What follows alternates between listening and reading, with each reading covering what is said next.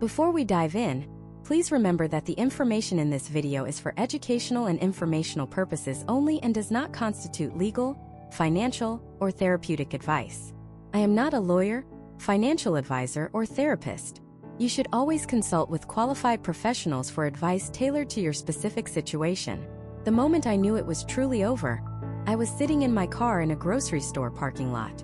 The kids were at school. My phone was buzzing with notifications I couldn't bring myself to read, and I just couldn't move. All I could think was, what now?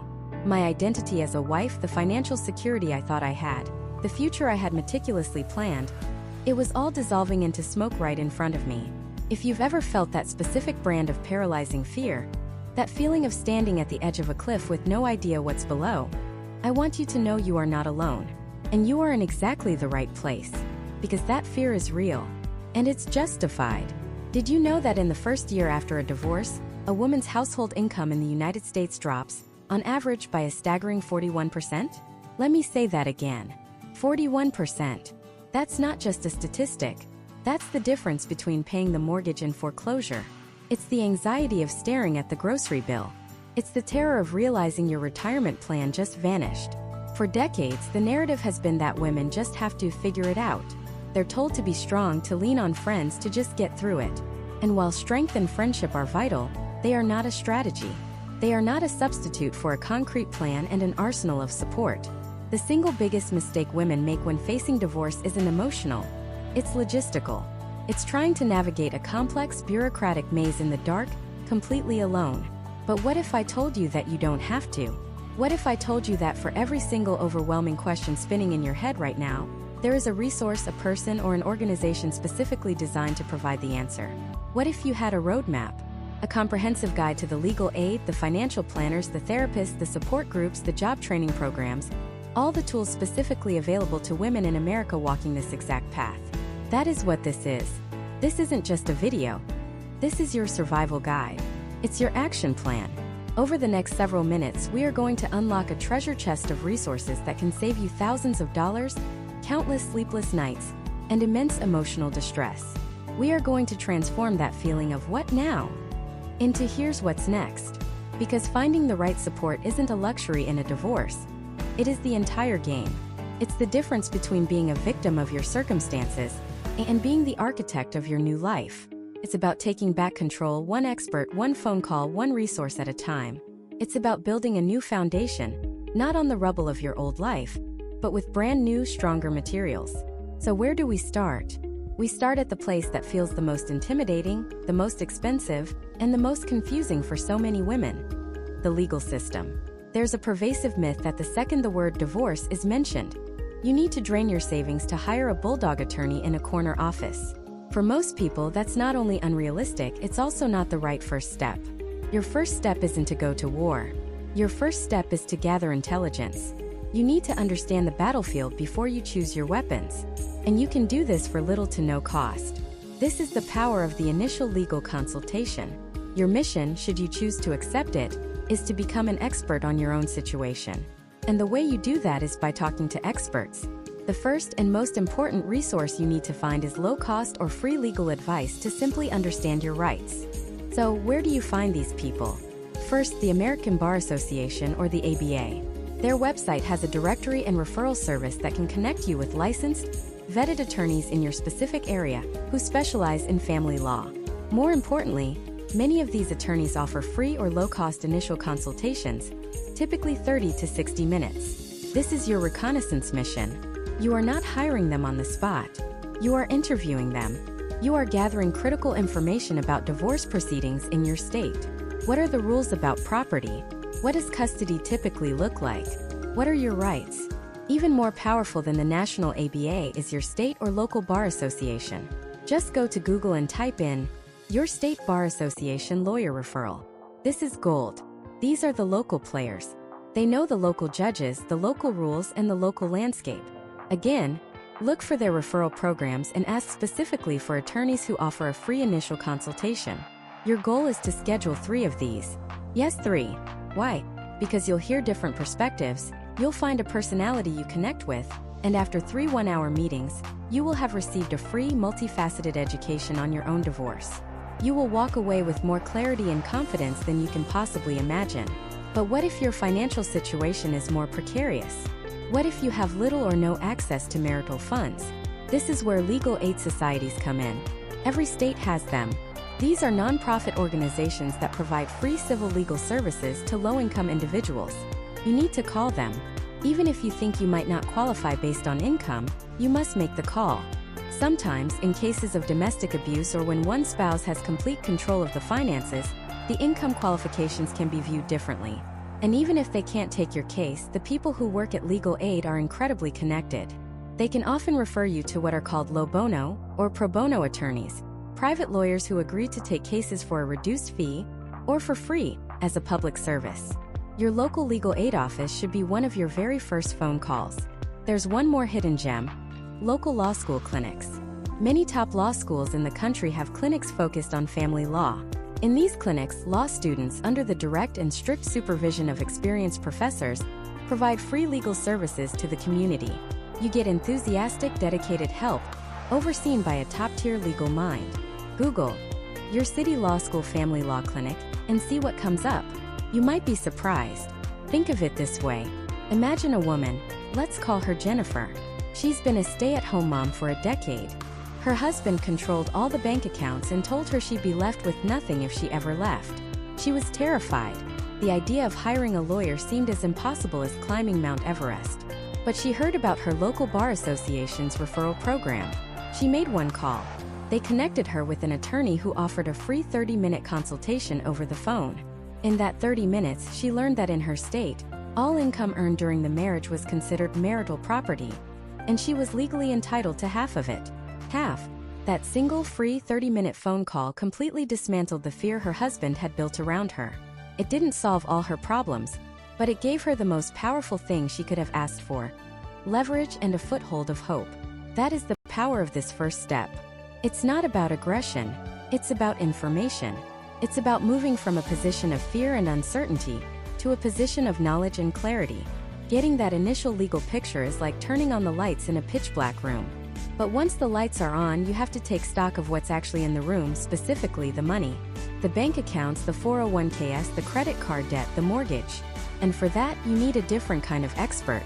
You need to understand your financial reality, and that's where our next set of critical resources comes in. Let's be honest, for many women, the financial side of marriage is a black box. Maybe your spouse handled the investments, maybe you managed the day-to-day bills, but the long-term planning, the retirement accounts, that was his domain. And now, suddenly, you're being asked to negotiate the division of a financial world you were never fully invited into. It's terrifying. It feels like being asked to fly a plane in the middle of a storm with no training. The settlement offer lands on your kitchen table. It's a dense stack of papers filled with terms like equitable distribution, QDRO, and capital gains. Your ex's lawyer makes it sound fair. Even your own lawyer, who is brilliant at legal strategy, might look at it and say, legally, this is a standard offer. But here's the secret weapon most women don't know they have. A professional whose entire job is to look past the legal jargon and see the future. This person is called a Certified Divorce Financial Analyst, or a CDFA. Think of it this way: your lawyer is your general, planning the legal battle. But the CDFA is your master strategist and quartermaster, ensuring you have the resources not just to win the war, but to thrive in the peace that follows. They don't just look at the numbers as they are today. They project those numbers 5, 10, 20 years into the future. They see the traps hidden in plain sight. Let me tell you about a woman we'll call Jessica. Jessica was a stay-at-home mom for 15 years. Her husband was a successful executive. They had a beautiful home, 2 great kids, and what she thought was a secure financial life. When he asked for a divorce, her world imploded. His initial offer seemed generous. She would get the house, a lump sum of cash, and substantial child and spousal support for a few years. On paper, it looked like more money than she'd ever seen in her life. She was emotionally exhausted and just wanted it to be over. She was ready to sign. But a friend who had been through a nasty divorce herself begged her, "Please just talk to a CDFA first. Just one meeting." Reluctantly, Jessica agreed. That one meeting changed the entire trajectory of her life. The CDFA, a sharp woman named Maria, sat down with Jessica and the settlement offer. Maria didn't just look at the numbers, she started asking questions. Questions Jessica's lawyer hadn't thought to ask. What's the cost basis on this investment account? What about the property taxes and upkeep on the house? Have we seen a full statement of all credit card points and airline miles? First, Maria discovered that the beautiful home was a financial time bomb. The property taxes, insurance, and surprise maintenance costs, like a new roof that was desperately needed, would eat through Jessica's entire cash settlement in under 4 years. Emotionally, keeping the house felt like a victory. Financially, it was a path to bankruptcy. Second, Maria dug into the retirement accounts. The offer proposed splitting them 50-50. Fair, right? Wrong. Her husband was offering her the 401k and keeping his pension. Maria's analysis showed that the tax implications of cashing out the 401k down the line were massive, while the pension provided a guaranteed, tax-advantaged income stream for life. It was a 50-50 split that would have left him comfortable and her struggling in her old age. And the final blow? Maria's forensic analysis uncovered a brokerage account, one her husband had been quietly funding for years, one that he forgot to include in his financial disclosures. It contained over $100,000. Armed with this new, crystal-clear financial picture, Jessica and her lawyer went back to the negotiating table. They weren't fighting based on emotion anymore. They were armed with data. The final settlement looked completely different. She agreed to sell the house, splitting the proceeds. They moved that money into a stable, income-producing investment. She received a much larger and legally protected share of his pension through something called a Qualified Domestic Relations Order, or a QDRO, a document that is absolutely critical to get right. And, of course, she received her rightful share of the brokerage account he had tried to hide. Jessica didn't just get a fair settlement. She got a viable future. That is the power of a CDFA. They perform 3 critical functions. Number 1, financial discovery. They are financial detectives. They know all the tricks. They know how people hide money, from overpaying the IRS to get a huge refund after the divorce is final, to stashing cash in cryptocurrency or a health savings account. They will comb through tax returns, pay stubs, and loan applications to build a true picture of your marital assets. Number 2, realistic future budgeting. They sit down with you and map out, in excruciating detail, what your life is going to cost. Not just the mortgage and the car payment, but everything. The kids' braces, the new tires for your car, health insurance, which can be a shocking expense when you're suddenly on your own. This isn't to scare you. It's to empower you. When you know exactly what you need, you can negotiate from a position of strength, not fear. And number 3, their superpower, long-term projections. This is what separates them from everyone else. They will take settlement proposal A and settlement proposal B and run them through sophisticated software. They'll show you. With proposal A, you'll run out of money by age 58. With proposal B, which gives you less cash up front but more in retirement assets, you will be financially secure through your 90s. Making a life-altering decision based on a spreadsheet feels cold, but it's the single most loving thing you can do for your future self. So, how do you find one of these financial superheroes? The best place to start is the website for the Institute for Divorce Financial Analysts. They have a searchable directory of certified professionals in your state. You can and should interview a few. Ask them about their experience with cases like yours. Ask them how they work with your attorney. And yes, ask them what they cost. And let's talk about that cost, because I know what you're thinking. Another professional? I can barely afford my lawyer. I get it. A CDFA can cost anywhere from a few hundred to several $1,000s, depending on the complexity of your case. But I want you to reframe that cost. It is not an expense. It is an investment. The single best investment you will make in your new life. Jessica paid her CDFA about $5,000. That investment uncovered over $100,000 in hidden assets and saved her from a housing mistake that would have cost her hundreds of thousands in the long run. The return on her investment wasn't just good. It was life-changing. The cost of not hiring a CDFA is what you truly can't afford. Securing your financial footing is the first, most critical pillar in rebuilding your life. It provides the foundation upon which everything else will be built. It gives you safety, security, and options. But once that foundation is laid, you have to start building the house. And that house is you. Your mental health. Your emotional well-being. Because the financial battle is only one half of this war. The other half is fought inside your own heart and mind. And for that, you need a completely different set of tools and a different kind of support system. Let's talk about the silence. The kind of silence that fills a house when it used to be filled with noise.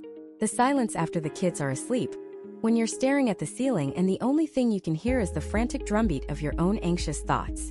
It's the loneliness, the gut-wrenching grief that feels like a physical weight on your chest.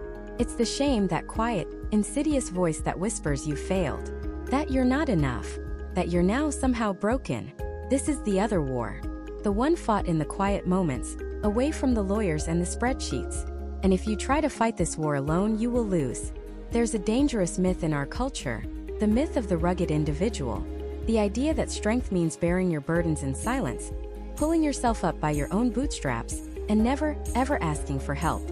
Divorce is the moment that myth will try to destroy you, because rebuilding a life is not a solo project. Think about it. If you were going to build a house, would you try to pour the foundation, frame the walls, run the electrical, and install the plumbing all by yourself with no training? Of course not. You'd hire an architect, a general contractor, electricians, plumbers, a team of experts. Why on earth would you treat the reconstruction of your entire life, your emotional home, with any less seriousness? Asking for help isn't a sign of weakness. It is the ultimate sign of strength. It's the act of a brilliant CEO, the CEO of You Incorporated, assembling the best possible team to ensure the success of the most important project you will ever manage, your future. So where do you find this team? Your emotional support system will stand on 3 core pillars.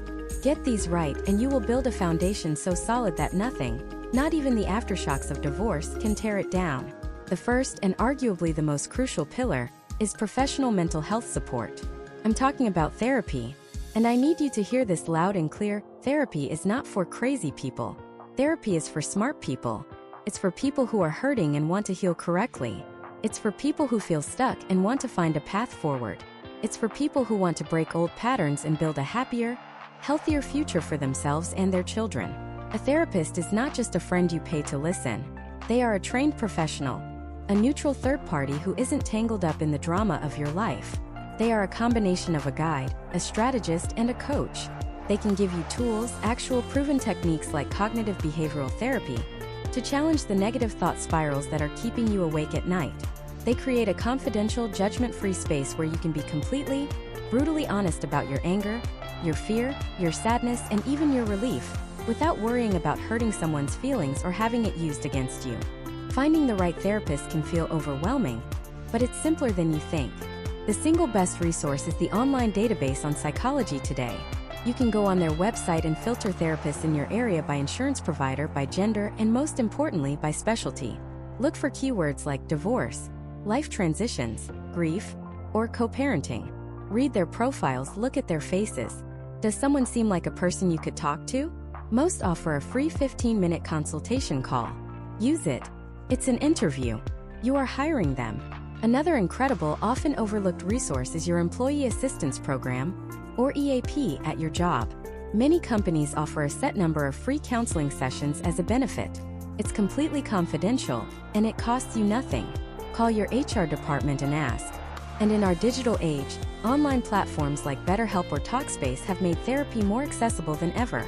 They can be a great option if you have a difficult schedule or live in a rural area. The key is to take the first step. Just make one call. Send one email. That single action can be the start of your healing. The second pillar of your support system is the power of the peer group. As wonderful as a therapist is, there is a unique, almost magical healing power that comes from sitting in a room with other people who are walking the exact same path as you. It's the moment you hear another woman tell a story, and you feel a jolt of recognition because it's your story. In that instant, the crushing weight of isolation, the feeling that you are the only person in the world going through this, begins to lift. You are not alone. The gold standard for this is an organization called Divorce Care. It's a support group program, often hosted at churches but open to people of all faiths or no faith at all. It's structured with videos and workbook materials that guide you through topics like anger, loneliness, and financial survival. It provides a roadmap for the emotional journey you're on.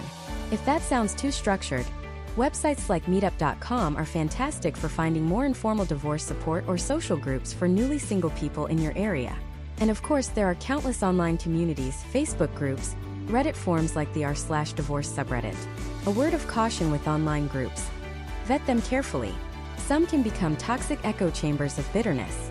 Look for groups that have active, positive moderation, and a clear focus on healing and moving forward. The goal is to find a community that lifts you up, not one that keeps you stuck in the mud. The third pillar is your existing network, your friends and family. But here's the secret. You have to learn how to manage them. Your loved ones mean well, but they often don't know how to help. They say things like, "You're so much better off," when you're still deep in grief, or they offer terrible unsolicited legal advice. They can get burnt out by your sadness or frustrated when you aren't over it on their timeline. To prevent this, you need to be incredibly specific with your requests. Don't say, "I'm having a hard time." Say, "I'm feeling really overwhelmed. Could you possibly watch the kids for 2 hours on Saturday morning, so I can have some time to myself?" Don't say, "I'm so lonely." Say, "I really need a break from thinking about all this. Could we go see a dumb movie on Friday night and promise not to talk about the divorce at all?" Giving people a specific job makes them feel useful and empowered, not helpless. It also allows you to get the exact kind of support you actually need in that moment. It's also critical to identify who in your circle is a true source of comfort and who is a source of stress. You have a limited amount of emotional energy right now. You cannot afford to spend it managing the anxieties of a friend who is making your divorce all about them. It is okay to put some relationships on the back burner. It is okay to set boundaries and say, "I appreciate your concern, but my lawyer and I have that handled." Your job is to build a lifeboat, not to carry everyone else's baggage. Curate your inner circle fiercely. These three pillars, the professional therapist, the peer support group, and your curated personal network, are not just nice-to-haves. They are your lifeline. They are the team you are assembling to rebuild your life. You've started to build your emotional fortress. You have your strategies, your potential team members, your blueprints for a new kind of safety. But now you have to turn your attention to the dragon at the gate, the legal system. And navigating that labyrinth requires a completely different kind of map and a very specific kind of guide. Because making one wrong turn in the legal process can cost you years of your life and tens of thousands of dollars you don't have. So let's talk about that map. Because when you're standing at the base of this giant, terrifying mountain called the legal system, the first thing you need to realize is that there isn't just one path to the top. There are treacherous, expensive, rock-strewn paths that are designed for battle. And there are gentler, more collaborative trails that are designed for problem-solving. The path you choose or the path you get forced onto will define the next chapter of your life. Your first and most critical task is to stop and understand the terrain. Don't just start climbing. Don't just hire the first shark lawyer your angry, well-meaning friend recommends. That's like hiring a demolition crew when what you really need is a skilled architect. The goal isn't to burn everything to the ground. It's to safely and strategically dismantle a life you built together so that you can each build a new one, separately. Let's break down the primary legal avenues available to you. Think of it as a spectrum from full-scale warfare to a peaceful negotiation. On one far end of the spectrum, you have traditional litigation. This is what you see in the movies. You each hire a lawyer and they go to battle for you. There are filings, discovery, depositions, hearings, and potentially a full-blown trial where a judge who doesn't know you or your children makes permanent decisions about your future. Now let me be clear, sometimes this is the only way. If you are dealing with domestic violence, a spouse who is hiding assets, a serious power imbalance, or a high-conflict individual who refuses to be reasonable, you need a warrior. You need a skilled litigator who will protect you and your interests at all costs. In these cases, a great lawyer isn't an expense. They are your shield and your sword. They are an investment in your safety and your future. But for the vast majority of divorces, full-scale litigation is like using a sledgehammer to crack a nut. It's incredibly expensive, emotionally draining, and it often destroys any chance of a functional co-parenting relationship down the line. So let's move along the spectrum. The next option, and one that so many women don't even know exists, is called limited scope representation or unbundled services. This is the a la carte menu of legal help. Maybe you and your spouse are mostly in agreement, but you're stuck on the issue of the house. You can hire a lawyer for just that one issue. Maybe you've worked out a settlement, but you want a professional to review the paperwork to make sure you're not accidentally giving away your retirement. You can hire a lawyer for just a few hours to do that. Maybe you have to go to a simple court hearing and you're terrified, so you hire a lawyer to coach you on what to say and how to present your case. This is a game changer. It gives you access to expert legal advice without signing over a $5,000 or $10,000 retainer. It keeps you in control and saves you an astronomical amount of money. Next on the spectrum is mediation. This is a powerful tool. A mediator is a neutral third party, often a lawyer or a retired judge, whose only job is to help you and your spouse reach an agreement. They don't represent either of you. They don't give legal advice. They facilitate a conversation. They help you find common ground. Mediation is almost always faster, cheaper, and less stressful than going to court. You and your spouse retain control over the outcome, not a judge. However, mediation only works if both parties are willing to negotiate in good faith, and if there isn't a significant power imbalance. If you feel intimidated, bullied, or are afraid of your spouse, mediation without your own lawyer present can be a very dangerous place. Even further down the collaborative end of the spectrum is a process called collaborative divorce. This is a truly revolutionary approach. You and your spouse each hire your own lawyer, but everyone, both clients and both lawyers, signs a contract agreeing that you will not go to court. If the process breaks down and someone decides to litigate, both lawyers have to withdraw. This creates a massive incentive for everyone to stay at the table and work it out. The process is team-based. You might bring in a neutral financial specialist to help with the numbers, or a child psychologist to help create a parenting plan. It's about creative problem-solving, not adversarial combat. It's designed to preserve dignity, protect children from conflict, and find win-win solutions. And finally, on the far end, you have the do-it-yourself or pro-se divorce. This is where you represent yourself, fill out the forms, and navigate the system alone. I'm going to be very direct here. This is almost always a terrible idea unless your situation is incredibly simple. We're talking a very short marriage, no children, no real estate, no retirement accounts, and you both earn about the same amount of money. For anyone else, trying to do your own divorce is like trying to do your own electrical wiring. You might save some money up front, but you're one wrong move away from burning the whole house down. The legal system is filled with traps for the unwary, and a mistake in your divorce decree can haunt you for decades. Okay, so you understand the options. Now, how do you find the right guide for your path? Your first stop should be your state or local county bar association. Just Google your state bar association lawyer referral. This is not a random online ad. These are official organizations that vet attorneys. They can connect you with qualified family law specialists in your area, and many offer a low-cost initial consultation, maybe 30 minutes for $50. This is the single best, safest starting point. Second, for those with limited income, look for your local legal aid society. These are nonprofit organizations that provide free or low-cost civil legal assistance to those who qualify. The demand is high and their resources are stretched, but they are a true lifeline for countless women. Also, check with nearby university law schools. Many have family law clinics where students, supervised by professors, provide free legal services to the community. Now, about asking friends for referrals. This can be a great source, but you must add a giant filter. Do not just ask for a good divorce lawyer. Ask them about the process. Did their lawyer push for a fight or look for a settlement? Did they feel heard? Were the bills clear and easy to understand? The shark lawyer who is perfect for your friend's battle over a multi-million-dollar business might be the absolute worst choice for your desire to have an amicable, mediated divorce. You must match the professional to the process you want. Once you have a few names, the most critical step is the consultation. This is not just them deciding if they want to take your case. This is you interviewing them for the most important job of your life. Go prepared. And here are the killer questions you need to ask. 1. What percentage of your practice is dedicated to family law? You want a specialist, not a generalist who dabbles in divorce between writing wills and handling traffic tickets. 2. What is your philosophy? Do you see yourself as a negotiator or a litigator? Listen carefully to their answer. Do they talk about winning and fighting? Or do they talk about problem solving and finding solutions? 3. Can you explain your entire fee structure? What is the initial retainer? What is your hourly rate? What do your paralegals bill at? What other costs should I expect, like filing fees or expert witness fees? If they can't explain this clearly and patiently, run. 4. Who will be my primary point of contact? Will I be speaking with you, or will I be handed off to a junior associate or a paralegal? You need to know who will be holding your hand through this. And 5.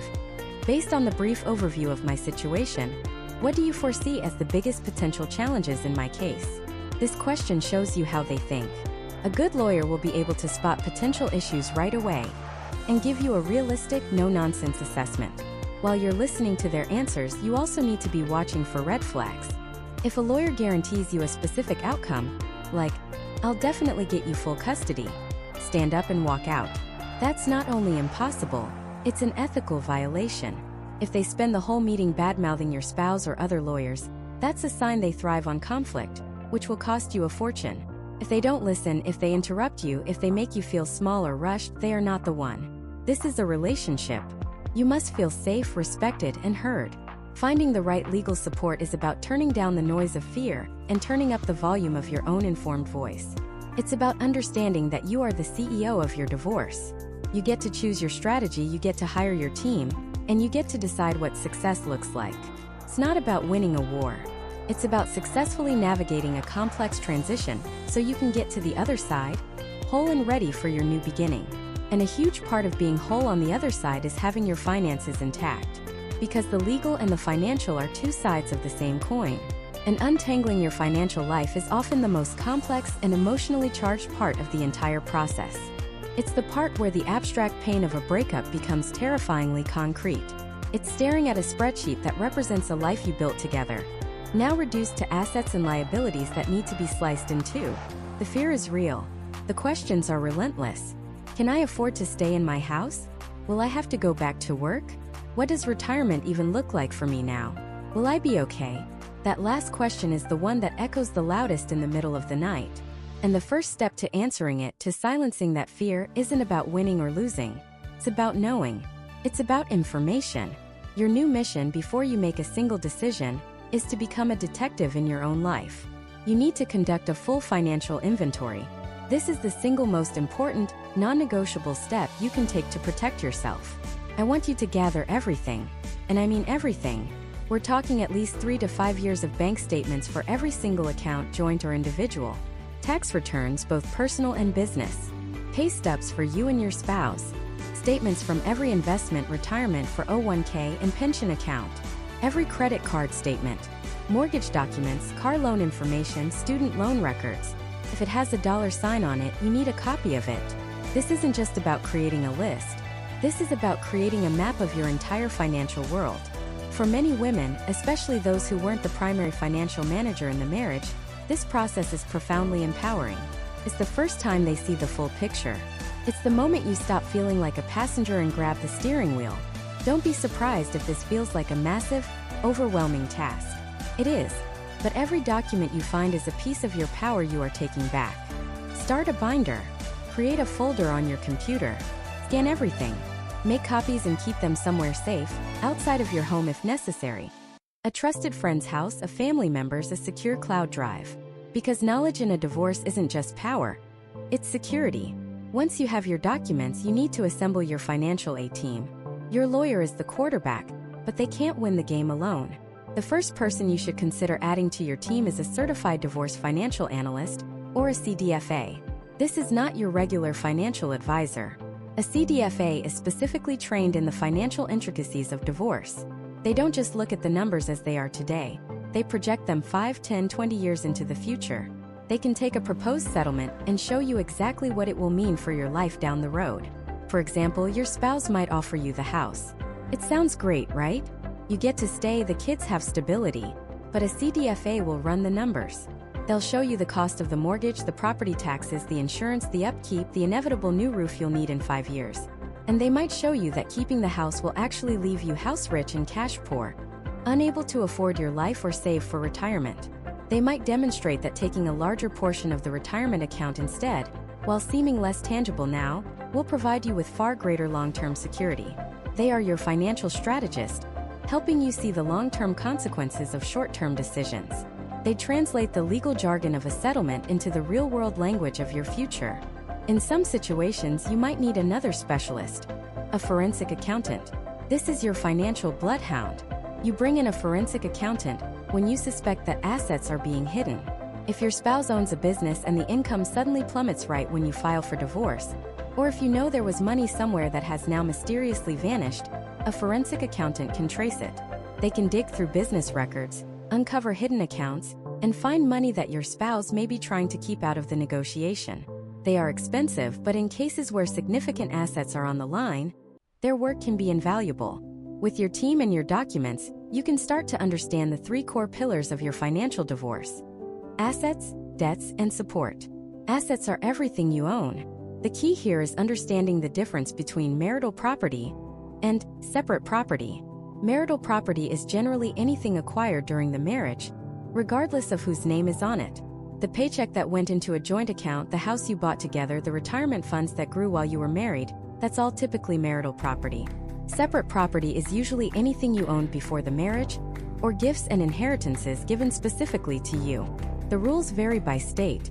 Some are community property states where marital assets are typically split 50-50. Most are equitable distribution states, where assets are divided fairly, which doesn't always mean equally.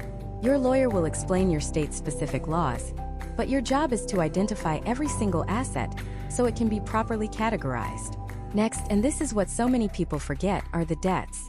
Just like assets, any debt acquired during the marriage is typically considered marital debt. That joint credit card with a massive balance? That's a marital debt. The car loan for your spouse's car? Marital debt. You are likely on the hook for a portion of it, even if you weren't the one doing the spending.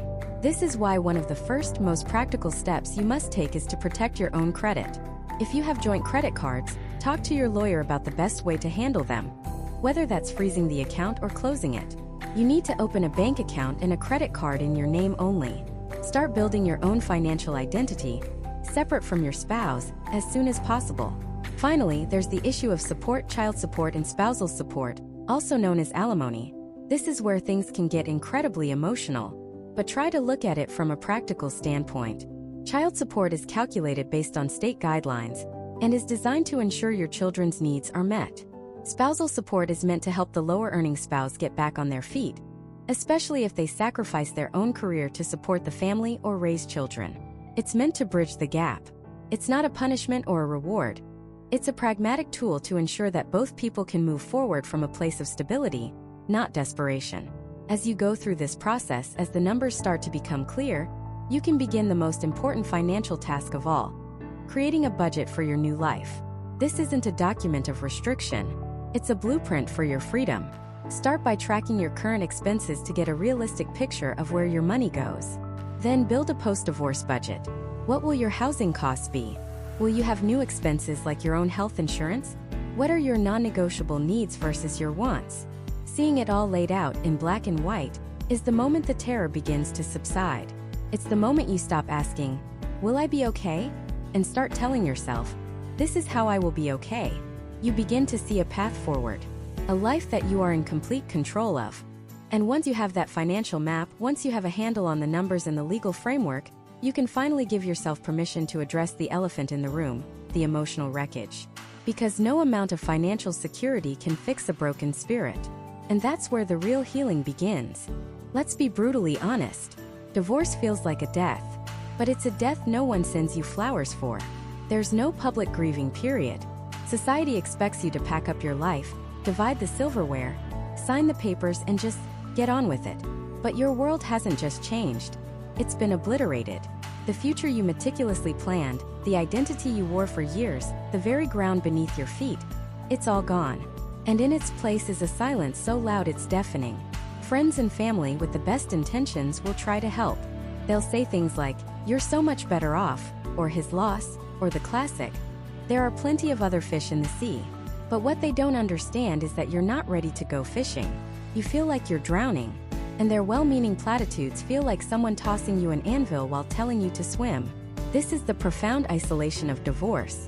You're surrounded by people, yet you've never felt more alone. You feel like you're in a glass box, screaming, and everyone on the outside just smiles and waves, unable to hear the raw, primal pain. This is why building an emotional support system isn't a luxury. It's a survival imperative. It's as critical as hiring a lawyer or opening a new bank account. This is your emotional special forces team, and you need to recruit them now. Your first recruit, and arguably the most important, is a professional therapist. And I want you to erase any stigma you might have in your mind right now. Seeing a therapist isn't a sign of weakness. It's a declaration of strength. It's you, in the middle of a 5-alarm fire, having the presence of mind to call the fire department. You wouldn't try to climb Mount Everest without a Sherpa. So why would you attempt to navigate the most treacherous emotional terrain of your life without a trained guide?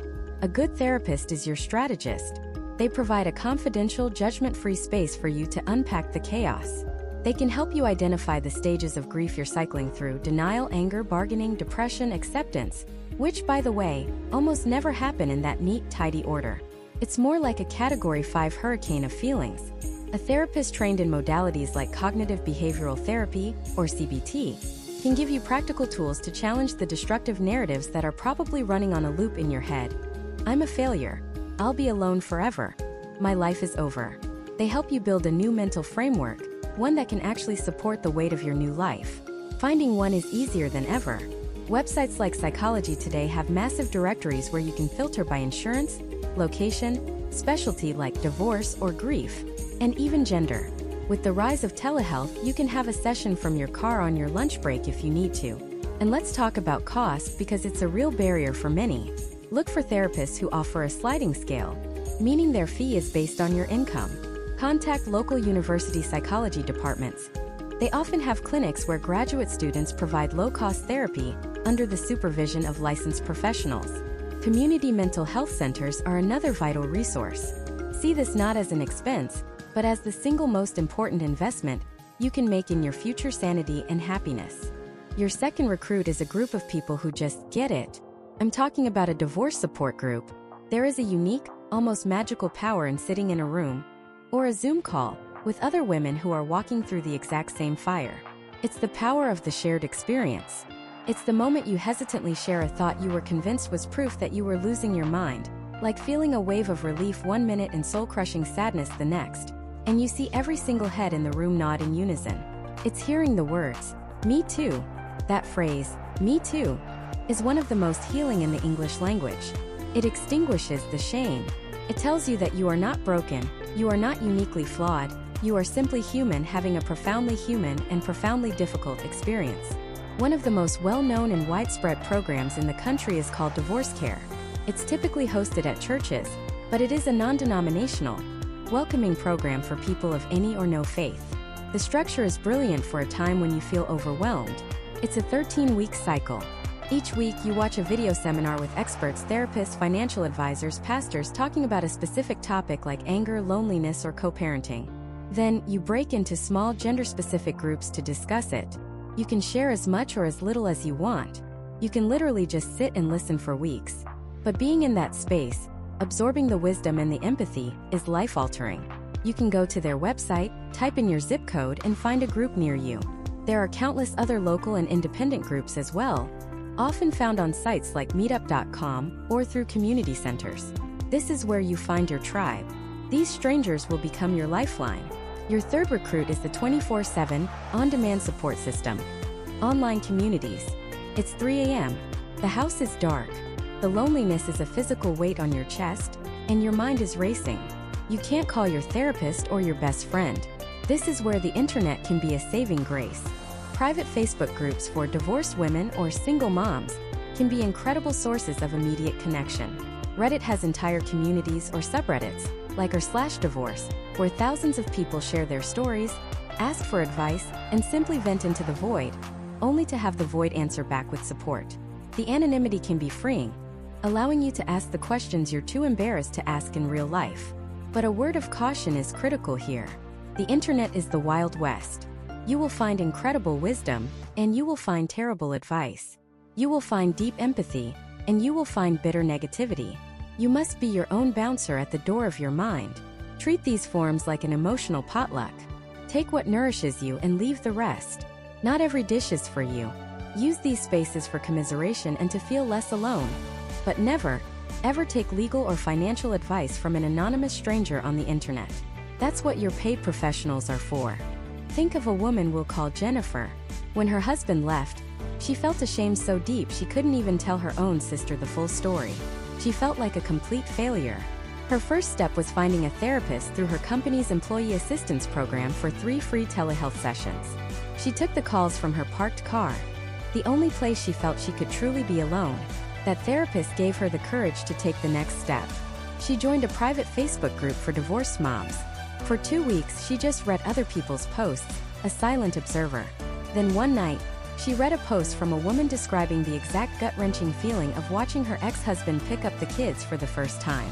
Jennifer felt that so deeply, she finally wrote her first comment. "Me too." And the replies of support started pouring in. That tiny act gave her the fuel to look up a local divorce care group. The first time she went, she sat in the back, arms crossed, and said nothing. But she listened. And she heard her own story, her own pain, her own fears, echoed in the voices of a dozen other women. She wasn't a failure. She was a survivor. And for the first time in months, she didn't feel alone. Building this team, your therapist, your support group, your online community, is the act of taking back your power. It is you deciding that this divorce will be a chapter in your life, not the whole story. You are actively building the emotional fortress you will need to withstand the aftershocks and to begin the painstaking work of rebuilding. And you will need that fortress, because once you start feeling emotionally stable, you have to face the next great challenge.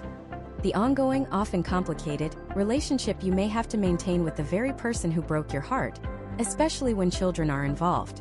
Because co-parenting isn't just a legal agreement. It's a long-term emotional gauntlet that requires a whole new set of strategies to survive and thrive. Let's be brutally honest. The idea of amicable co-parenting is a beautiful concept, often sold to us in movies and self-help books. You see these images of divorced couples high-fiving at soccer games, hosting joint birthday parties, maybe even vacationing together with their new partners. And for some people, that is a reality. But for many, many women, especially those emerging from high-conflict or emotionally damaging marriages, that ideal feels like a cruel joke. You're being asked to collaborate, to compromise, and to communicate effectively with the one person on earth who knows exactly how to push your buttons, because they're the one who installed them. You're expected to build a functional working relationship on the ashes of a romantic one, and that can feel like being asked to build a skyscraper with rubble. So, the first and most important resource I want to give you in this area is permission. Permission to let go of that picture-perfect co-parenting fantasy if it doesn't fit your reality. You are not failing if you can't be best friends with your ex-husband. You are not a bad mother if the thought of a joint Thanksgiving dinner makes you want to crawl out of your skin. Your primary job is not to create a false sense of harmony for the sake of appearances. Your primary job is to create a stable, peaceful, and emotionally safe environment for your children. And sometimes the only way to do that is to build a very, very tall fence. This brings us to a crucial concept that is a lifesaver for so many women in high-conflict situations: parallel parenting. Think of it this way. If co-parenting is like two pilots in the same cockpit, communicating constantly to fly the plane together, parallel parenting is like two train conductors on separate parallel tracks. Both are headed in the same general direction, raising healthy kids, but they operate independently. They don't need to agree on the scenery or the music in their own train car. They just need to make sure the trains don't crash. In a parallel parenting model, you disengage. You minimize contact. You don't try to control what happens in the other parent's home. As long as the children are safe. You have your rules, your routines, your way of doing things, and they have theirs. The kids learn to adapt to two different households, and guess what? Kids are incredibly resilient. They can handle a house where bedtime is at 8 p.m. and a house where it's at 8:30. What they can't handle is being in the middle of a constant war zone where bedtime is another battleground for their parents. Parallel parenting lowers the conflict by reducing the number of interactions, which in turn reduces the opportunities for friction. It's not about being cold, it's about being calm. It's not about being enemies. It's about being executives in the business of raising your children. So how do you actually do this? The first tool is a radical shift in your communication strategy. Many of us are used to communicating with our ex from a place of shared history and emotion. That has to stop. From now on, all communication should be treated like a business correspondence. And the gold standard for this is a method called BIF. It's an acronym that will save your sanity. Brief, informative, friendly, and firm. Let's break it down. Your ex sends you a long, rambling, accusatory text message at 10 p.m., blaming you for one of the kids being late to school and then veering off into old arguments from the marriage. The old you might have fired back a defensive novel, pointing out his flaws and correcting his version of events. The new you, the parallel parenting you, takes a deep breath and applies BIF. Brief. Keep it to a few sentences. No long paragraphs. The more you write, the more ammunition you give them. Informative. Stick to the facts. Address only the logistical issue at hand. Friendly. This doesn't mean you have to be fake. A simple "thanks for letting me know" or hope you have a good weekend is enough. It's a strategic de-escalation tactic. It shows you're not taking the bait. Firm. State your position clearly and concisely, and then end the conversation. Don't leave things open-ended for more debate. So a BIF response to that angry text might look like this. Hi X's name. Thanks for the heads up about the tardiness. I'll make sure to leave a few minutes earlier on my days. The kids' report cards are in their backpacks for you to see. Hope you all have a good weekend. That's it. You didn't defend yourself. You didn't get into the blame game. You didn't relitigate the past. You were brief, you gave him the necessary information, you maintained a basic civil tone, and you firmly closed the loop. This isn't about winning an argument. It's about refusing to participate in one. The second essential resource for parallel parenting is technology. I'm talking about co-parenting apps like Our Family Wizard, Talking Parents, or AppClose. These platforms are absolute game changers. Why? Because they take communication out of the emotional minefield of texts and emails and put it into a neutral, documented space. All messages are time-stamped and cannot be deleted or edited. This eliminates the he said, she said drama. If you need to prove in court that you informed your ex about a doctor's appointment on a certain date, it's right there. These apps also have shared calendars for custody schedules, expense tracking for reimbursements, and information storage for things like allergies or medication schedules. They force you to interact like business partners. You submit an expense for new soccer cleats with a picture of the receipt. They approve or deny it. There's no room for a 5-paragraph essay on how you're wasting money. These apps are not just calendars, they are Kevlar vests for your sanity. They create boundaries that you might struggle to enforce on your own. Now, adopting these strategies requires an emotional shift, and that itself is a form of support. You have to grieve. You have to grieve the co-parenting relationship you wished you had, to make room for the one you actually have. It's okay to be sad that you can't have those friendly family dinners. Acknowledge that loss. But then, you have to pivot to radical acceptance. This is the reality, and fighting it will only drain your energy. Energy you need for yourself and your children. This is where another technique, often used when dealing with narcissistic or manipulative personalities, comes in handy. The gray rock method. When your ex tries to bait you to provoke a reaction, you become as uninteresting as a gray rock. You give short, factual answers. You don't show emotion. You don't share details about your personal life. You become a boring, unresponsive surface. High-conflict people thrive on drama. They feed on your emotional reactions. When you go gray rock, you starve them of that supply. They might escalate their attempts at first, but eventually, like a toddler having a tantrum with no audience, they often get bored and move on. Remember, the goal of all of this, the parallel parenting, the BIF communication, the apps, the gray rock method, is not to win against your ex. The goal is to create peace for your children. Study after study shows that it is not divorce itself that harms children long-term. It is the sustained, high level of conflict between their parents. When you refuse to engage in the conflict, when you create a calm and predictable home base for them, you are giving them the greatest gift possible. You are protecting their childhood. You are showing them what healthy boundary setting looks like. You are modeling emotional regulation. You are teaching them that it is not their job to manage their parents' feelings. You are teaching your children the most valuable lesson of all. How a strong woman navigates a storm not by fighting the waves, but by steering her own ship with unwavering resolve. And in doing so, you're not just managing the logistics of a separated family. You're reclaiming your own peace of mind, one BIF response at a time. This allows you to conserve your precious emotional energy for the most important project you'll ever undertake: rebuilding your own life. Because once the dust of the legal battle settles and the co-parenting systems are in place, you're left with the quiet moment, a blank page, and a question that can be both terrifying and thrilling. Who am I now? This question can feel like standing at the edge of a canyon. On one side is everything you knew, your entire identity as a partner, a wife, a part of a we. On the other side is a vast, unknown landscape, and the bridge is gone. For so long, your life was a shared story, a co-authored book. Now you're holding a pen, staring at a blank first page of a brand new volume, and you have to write it all by yourself. This is the identity crisis of divorce, and it is one of the most profound and disorienting experiences a person can go through. But here's the secret no one tells you in the beginning. That blank page isn't an empty void, it's an open invitation. It's the chance to become the sole, unapologetic author of your own life. The first step in this rewriting process is to give yourself permission to grieve the old story. The end of a marriage isn't just the loss of a person from your daily life. It's the death of a future you spent years building in your mind. It's the loss of shared jokes, holiday traditions, the comfortable shorthand of a long-term relationship. It's a phenomenon psychologists call ambiguous loss. Grieving a reality that's gone, a future that will never be. And this grief doesn't follow a neat, linear path. It's a chaotic scribble. You'll have days where you feel powerful, liberated, and excited for what's next. You'll clean out a closet, blast your favorite music and think, I've got this. And then a random Tuesday will come along, and a song on the radio or the smell of a certain cologne will send you spiraling back into sadness. That is normal. That is human.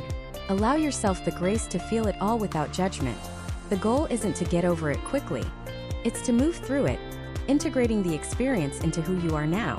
This is where professional support becomes not a luxury, but a lifeline. Let's talk about the difference between therapy and coaching, because they are both incredibly powerful tools for this chapter. Therapy is your archaeological dig. It's about going into the past to understand the present.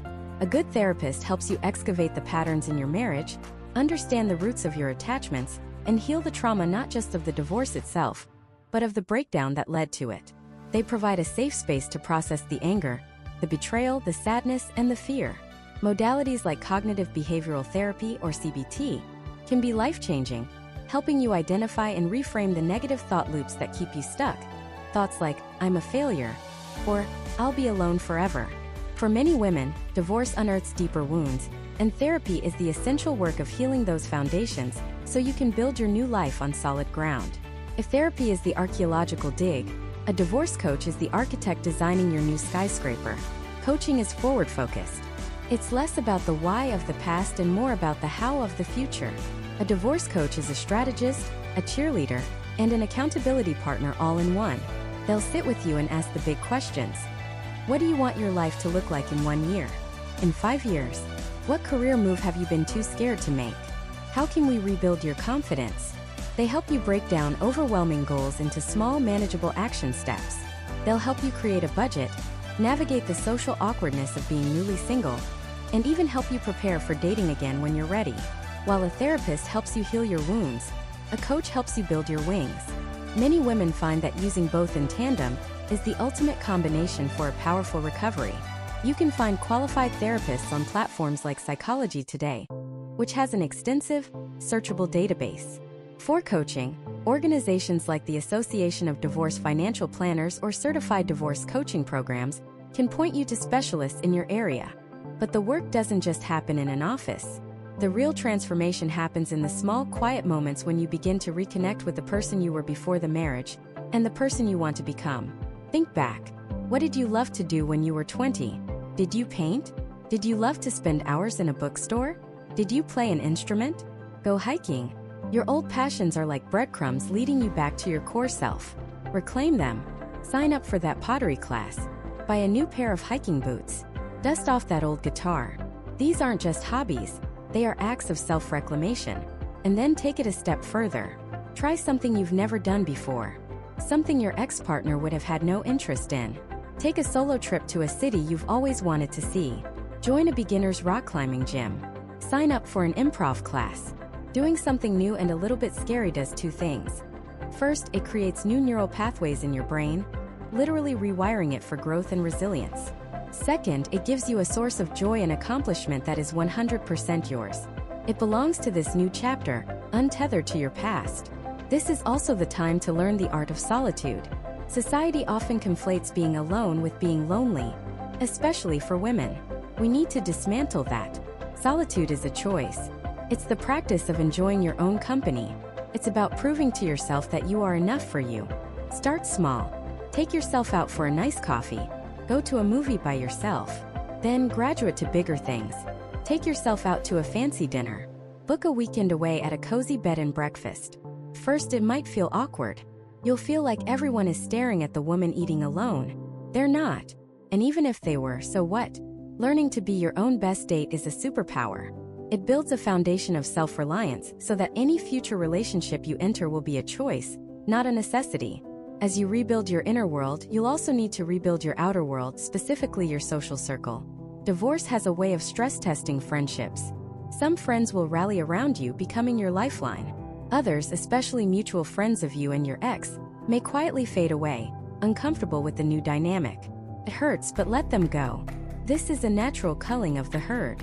Your energy is a precious resource right now. Spend it on the people who show up.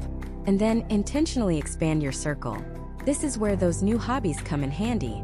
The people in your pottery class or your hiking group share a common interest. They know you as you, not as someone's ex-wife. Platforms like meetup.com are fantastic for this. You can find groups for anything: book clubs, board game nights, running groups, volunteer organizations. You're not looking for a new partner. You're looking for your people, your tribe. Finally, start creating new traditions. The first year after a divorce is a minefield of painful anniversaries and holidays. The wedding anniversary, the first Christmas alone, the birthday he always planned. Don't let these days become empty holes in your calendar. Proactively fill them with something new. On your old wedding anniversary, start a new tradition called a Freedom Day, and go on a spa day with your best friend. For the holidays, if you don't have your kids, organize a Friendsgiving or a potluck for other single friends. Volunteer at a soup kitchen. The point is to take control of the narrative. You are replacing old, painful memories with new, joyful ones. You are teaching your brain that these dates can signify new beginnings, not just painful endings. This is how you truly begin to write that new story.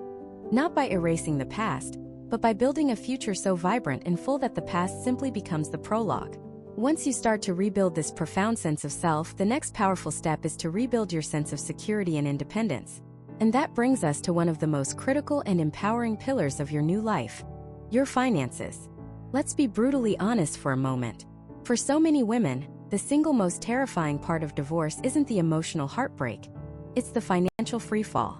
It's the sudden, gut-wrenching realization that the economic foundation you've stood on for years, maybe decades, has just been hit by a seismic shock. It's staring at a bank account, a mortgage statement, a retirement fund, and feeling like you're trying to read a foreign language in the dark. The fear isn't just about money. It's about survival. It's about security. It's about your ability to provide for yourself and your children. And that fear can be paralyzing. But I'm here to tell you that taking control of your finances is not only possible, it is one of the most profoundly empowering acts you will perform in your entire life. This is where you stop being a passenger and become the pilot of your own destiny. So where do you begin? You start by becoming the Chief Financial Officer of You Incorporated. Your first task as CFO is not to make a single move, but to conduct a full, unflinching audit. This is the stage of radical clarity.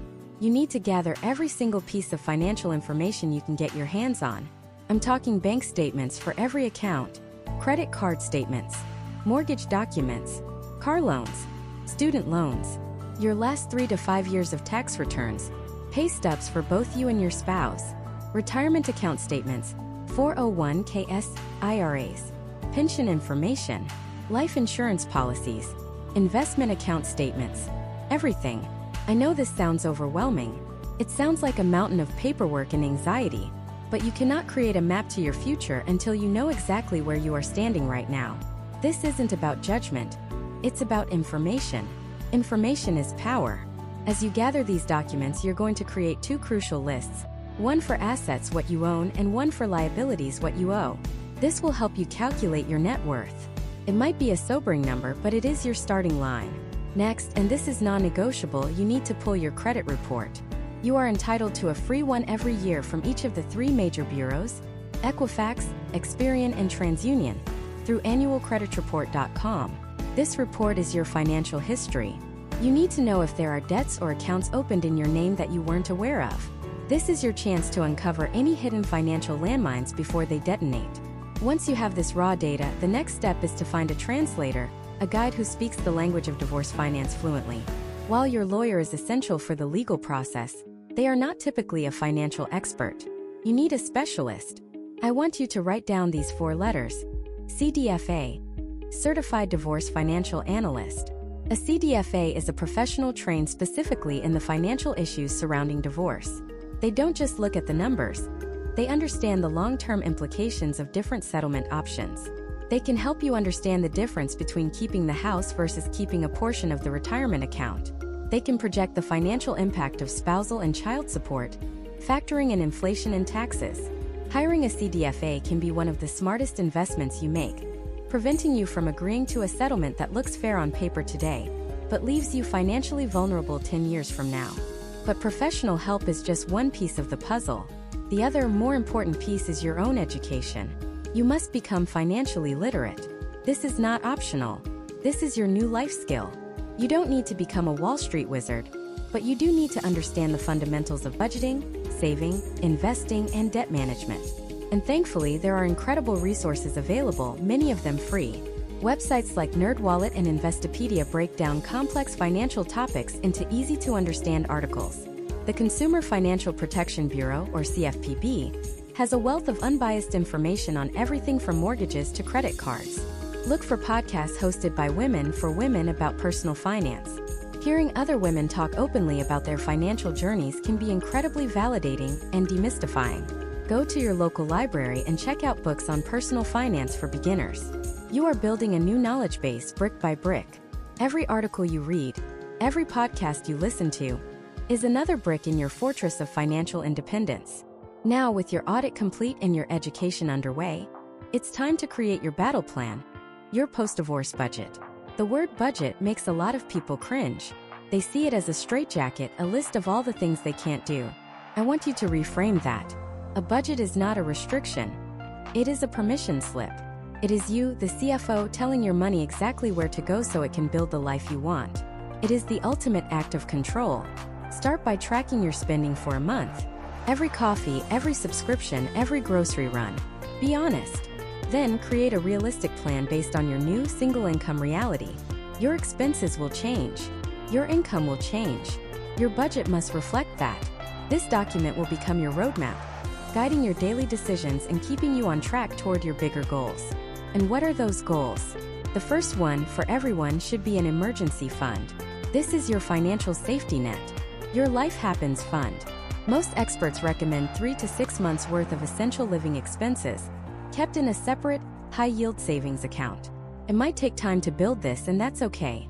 Start with a goal of $1,000, then build from there.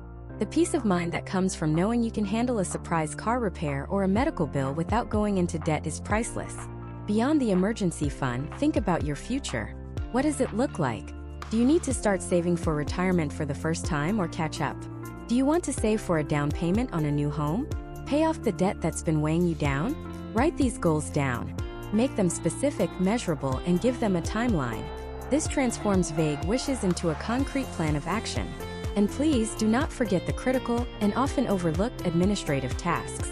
As soon as you are legally able, you must update the beneficiaries on all of your accounts. Your life insurance, your retirement funds, your will. You need to review your own insurance coverage: health, auto, home. Are you still adequately covered? Do you need to get your own policies? These are the unglamorous but absolutely essential details that protect you and your future. I know this is a lot. It can feel like you're drinking from a fire hose. But you don't have to do it all at once, and you certainly don't have to do it alone. Look for local nonprofits that offer free financial counseling or workshops for women. The Foundation for Financial Planning connects low-income individuals with pro bono financial planners. If you dream of starting your own business as a path to independence, check out the resources at your local Women's Business Center, which is supported by the Small Business Administration. And finally, acknowledge the deep emotional connection we have to money. Financial stress is real. It can manifest as anxiety, depression, and shame. If you're struggling to cope, consider seeking out a financial therapist. These are professionals trained to help you work through the emotional and psychological aspects of money, helping you heal your relationship with your finances as you rebuild your life. Taking control of your money is a declaration of your own worth. It's a statement that you are capable, you are resilient, and you are building a future on your own terms. Every small step, opening that bank statement, creating that budget, making that first contribution to your savings, is a victory. It's you laying the foundation for a secure and stable future, one that you and you alone have built. Once you have your financial house in order, you'll have the stability and confidence to navigate the final legal hurdles and truly step into designing the life you deserve. And that legal landscape, while complex, is something you can and will conquer. Let's talk about that legal landscape. It can feel like a foreign country with its own language, its own rules, and its own unforgiving terrain. But just like any new territory, It becomes far less intimidating once you have a map and a trustworthy guide. Your guide in this process is your attorney, and choosing the right one is arguably one of the most critical decisions you will make. This isn't the time to hire your cousin who does real estate law, or a friend of a friend who dabbles in corporate contracts. You need a specialist, a family law attorney who lives and breathes divorce cases in your specific state. So, where do you find this person? Start with your state's bar association website. They often have a referral service. Ask your therapist or your financial advisor for recommendations. They frequently work with clients going through divorce and know who the effective, reputable lawyers are. And yes, ask trusted friends who have been through this, but with a caveat. What worked for them might not be the right fit for you. Their shark of a lawyer might be perfect for a high-conflict battle, but totally wrong for a case that could be settled amicably through mediation. When you have a short list, schedule consultations. Many attorneys offer a free or low-cost initial meeting. This is your interview. You are hiring them for a critical job. Go in prepared with a list of questions. Ask them, what percentage of your practice is dedicated to family law? If it's less than, say, 75%, they might not be specialized enough. Ask, who will be my primary point of contact? You need to know if you'll be working directly with the experienced partner you're meeting, or if your case will be handed off to a junior associate you've never met. Ask about strategy. Based on what I've told you, do you see this case heading toward mediation, collaboration, or litigation? Their answer will reveal a lot about their philosophy. And critically, you must understand the money. Ask, can you explain your fee structure in detail? What is your retainer fee? What are the hourly rates for everyone who might work on my case, from you to paralegals, and how will I be billed? Get it all in writing. You need clarity and transparency from day one to avoid devastating financial surprises down the road. Now let's demystify those different paths your case could take. The image most people have of divorce is from movies. Two lawyers yelling at each other in a dramatic courtroom. That's called litigation, and while it's sometimes necessary, it's often the most expensive, time-consuming, and emotionally draining option. It should be your last resort, reserved for situations where there is abuse, a significant power imbalance, or one party is completely unwilling to be reasonable. A far more common and often better path is mediation. In mediation, you and your spouse sit down with a neutral third party, the mediator, who is trained to facilitate conversation and help you reach an agreement on all the issues: finances, property, and child custody. The mediator doesn't make decisions for you or give legal advice. They guide you toward your own resolution. The beauty of mediation is that you and your spouse retain control over the outcome, not a judge who doesn't know you or your family. It's confidential, generally faster, and significantly less expensive than a court battle. Then there's collaborative divorce. This is a fascinating middle ground. You each hire your own attorney, but everyone involved, both spouses and both lawyers, signs a contract agreeing to work together respectfully and to not go to court. You engage in a series of meetings with financial experts, child specialists, and divorce coaches as needed, all working as a team to find a solution. The powerful incentive here is that if the process fails and you decide to go to court, both lawyers are legally required to withdraw from the case. This forces everyone to stay committed to finding a solution together. Regardless of the path you take, you'll encounter the legal process of discovery. This sounds intimidating, but it's simply the formal process of exchanging all relevant information and documents.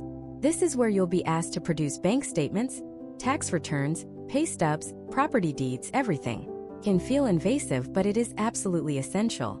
Discovery ensures that both sides have a complete and honest financial picture, which is the foundation of any fair and equitable settlement. Do not hide anything. It will be found, and the consequences for hiding assets are severe. This process will lead to negotiations around the core issues. When it comes to your children, the court's standard is always the best interests of the child. You'll hear about two types of custody. Legal custody, which is the right to make major decisions about your child's health, education, and welfare, and physical custody, which refers to where the child primarily resides. In most cases, courts favor joint legal custody, wanting both parents involved in those big decisions. Then there's the division of assets. The U.S. is generally divided into two types of states: community property states, where assets acquired during the marriage are typically split 50-50, and equitable distribution states, where assets are divided in a way the court deems fair, which may or may not be a 50-50 split. This is a key reason you need a lawyer who knows your state's specific laws inside and out. They will also guide you on the topics of child support and alimony, also known as spousal support, which are calculated based on complex state-specific formulas and are intended to ensure the financial well-being of the children and help a lower-earning spouse get back on their feet. Throughout this entire legal journey, you are not a passive bystander. You are the CEO of your divorce. You must be an active, engaged participant. Get organized from day one. Keep a binder or a secure digital folder with copies of every single document. Create a timeline of your marriage. Communicate clearly and efficiently with your attorney. Write down your questions before a meeting to make the most of your expensive time. Be honest with them even about the uncomfortable details. They cannot help you if they don't have the full picture. And you must learn to pick your battles. It's easy to get caught up in the emotion and want to fight over every last teaspoon. But fighting over a $50 set of dishes can cost you $500 in legal fees. Your lawyer will guide you, but you have to be willing to listen. Focus on the big-ticket items that will impact your future security. The house, the retirement accounts, the custody plan. Let go of the small stuff. Your peace of mind is worth more than the wedding china. Eventually, after the negotiations, the meetings, and the paperwork, you will arrive at a final settlement agreement. This will be turned into a final divorce decree, a document signed by a judge that officially ends your marriage and legally binds you to the terms you agreed upon. Read this document. Read it 10 times. Have your lawyer explain every single line you don't understand. Once it is signed, it is an enforceable court order. This is the legal map for your new beginning. And that's what this is. A beginning. The end of your marriage is not the end of your story. For so long, you may have identified yourself as part of a we. Now you are learning to stand on your own as an I. It's a transition that is as terrifying as it is liberating. You have walked through a fire that you did not think you could survive. You have navigated emotional turmoil, financial uncertainty, and legal complexity. Do not underestimate the person you have become in this process. You are more resilient than you ever knew. You are stronger than you ever felt. The scars you carry are not symbols of failure. They are a testament to your survival. They are proof that you were wounded but you healed. You are now the sole author of your life's next chapter. You get to decide what it looks like. You get to build a home that is a true sanctuary. You get to pursue passions you set aside. You get to define success on your own terms. You get to create a life that is authentically, unapologetically yours. This journey through divorce is a profound transformation. You have gathered your team, secured your finances, and conquered the legal system. You have found support in places you didn't know to look and strength you didn't know you had. Remember this feeling. Bottle it up. On the hard days ahead, and there will be hard days, remember the woman who got herself here. She is a warrior. She is a survivor. She is you. You are not alone on this path, and you have everything you need within you to not just get through this, but to build a future that is brighter, more joyful, and more fulfilling than you can possibly imagine right now. Your new life is waiting. Go and claim it.